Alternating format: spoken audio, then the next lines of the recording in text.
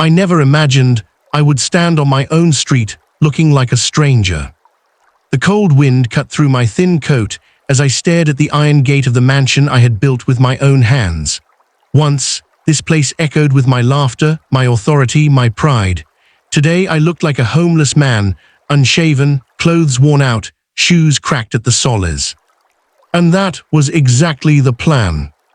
My name is Richard Hale. For 40 years, I worked without rest. I started with nothing, just a borrowed desk, a failing credit score, and a stubborn belief that hard work would protect my family forever. I built Hale Global Holdings into a name people respected. My children grew up in comfort, attended the best schools, wore confidence like it was their birthright. Somewhere along the way, I confused wealth with love. 6 months ago, my doctors told me something that changed everything. My heart was failing, not fast, but steadily. Time had suddenly become valuable in a way money never could. That's when fear crept in. Not fear of death. Fear of dying alone. I needed to know the truth, not the rehearsed smiles, not the polite holiday dinners. I needed to know who would stand by me if everything disappeared. So I disappeared first. I shut down my office access. I transferred my assets into an untouchable trust. Even my closest executives believed I had gone bankrupt due to bad investments and lawsuits. Only one person knew the truth, my lawyer, Daniel Cross. "Are you sure you want to do this?" he asked quietly the night before. "I need to know who my family really is," I said, "not who they are when I'm useful." That night, I shaved my beard unevenly, wore old clothes, and walked away from my luxury apartment. Now I was back. I pressed the bell at the first house. My eldest son, Michael, opened the door. He froze. "Dad," his eyes darted over my appearance. What happened to you?" "I lost everything," I said softly. "I just need a place to stay for a few nights." The silence stretched. I can't," he said finally. "We're remodeling, it's not a good time." Behind him I could see warmth, lights, life. "I'll sleep on the couch," I whispered. He avoided my eyes. "You should try a shelter." The door closed. Not slammed. Closed carefully, like I was something embarrassing. I stood there for a long moment before walking away. The second house belonged to my daughter, Emily. She used to sit on my shoulders when she was little, used to say I was her hero. She opened the door, frowned.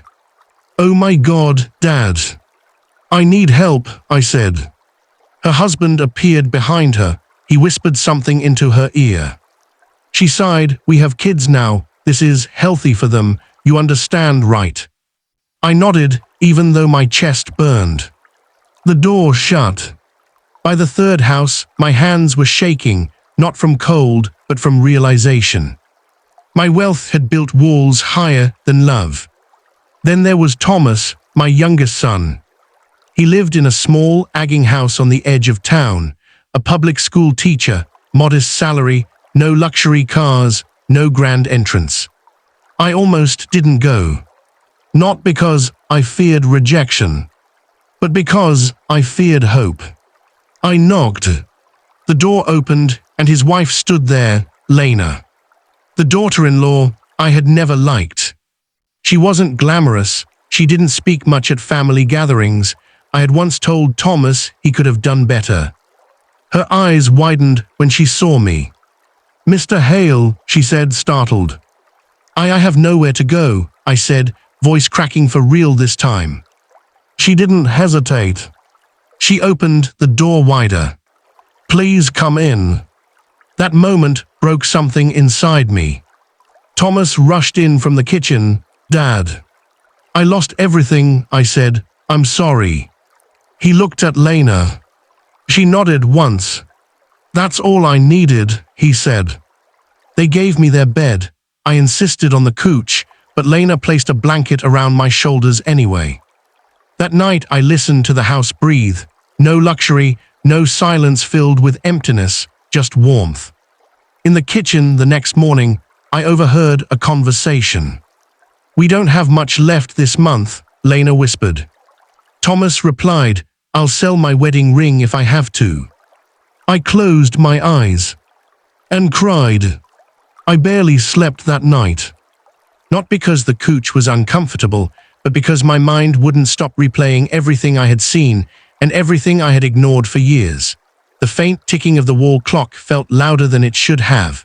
Every sound in that modest house carried meaning, the soft hum of the refrigerator, the creak of the floorboards, the gentle breathing of people who trusted each other. Trust. That was something money could never buy. At around 3 a.m., I heard quiet footsteps. Lena stepped into the living room, careful not to wake me. She placed another blanket over my shoulders and adjusted the one beneath my head. She thought I was asleep. I was. No one had done that for me in a very long time.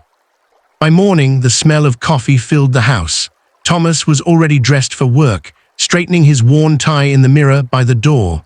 Lena stood at the stove, making breakfast from what little they had, stretching it without complaint. Good morning, she said when she noticed me awake. Her voice carried no awkwardness, no resentment. Did you sleep okay? She asked. Yes, I replied quietly, better than I have in years. She smiled, the kind of smile that didn't ask for anything in return. At the table, Thomas pushed a plate toward me before taking one himself. He ate less, I noticed. You don't have to worry about me, I said. He shrugged, you're my father. That was it, no lecture, no conditions. Later that morning, while Thomas left for school, I overheard a conversation that shattered me completely. Lena stood by the sink, counting bills. Thomas lowered his voice. We'll manage, he said. There's barely enough for groceries, she replied, and your dad. I know, he took a breath. If it comes down to it, I'll sell my wedding ring. She turned sharply. No. It's just a ring, he said. She held his hand. It's not just a ring, but we'll do what we have to do. I stepped outside before they noticed me listening. That was the moment I understood the weight of what I had done and the beauty of what they were willing to give. I called Daniel. Tomorrow morning, I said, come here. Are you sure? He asked. Yes, it's time. The next day, the sound of a luxury car rolling down that quiet street felt almost violent. It didn't belong there. Curtains moved in neighboring houses. Michael arrived first, stepping out of his SUV with forced confidence. Emily followed, her heels clicking nervously on the pavement.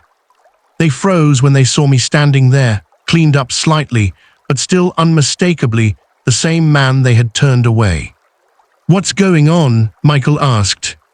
Before I could answer, Daniel stepped out of the black car, briefcase in hand, expression calm and professional. Good morning, he said. I believe there's been a misunderstanding. He opened the briefcase slowly, deliberately. Richard Hale, he announced, is not bankrupt. In fact, after restructuring his assets, his net worth currently exceeds $100 million. The silence that followed was deafening.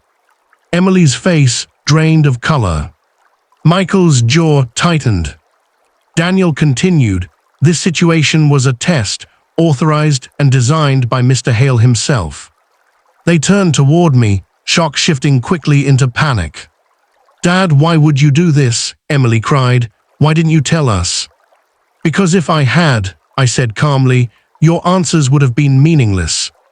Michael stepped closer. We didn't know it was that bad. I did, I replied. That's why I asked. Their excuses came fast. Fear, timing, confusion. I listened, but my heart was already somewhere else. I looked at Thomas. He stood silently beside Lena, her hand resting lightly on his arm. They didn't step forward. They didn't ask for anything. Why didn't you say anything? I asked him. He met my eyes. Because you're my father, you didn't need a reason to stay. That was the moment my decision became permanent. Daniel handed me the documents. This house, Daniel said clearly, is now fully paid off. A trust fund has also been established to ensure long-term security. Lena gasped softly. Thomas shook his head. We didn't do this for money. I know, I said. That's why I'm giving it to you. I turned back to Michael and Emily. You didn't fail because you said no, I said evenly. You failed because love was conditional. They stood there, speechless. As Daniel closed the briefcase, I felt lighter than I had in decades. Not because of money, but because, at last, I knew which door truly belonged to home.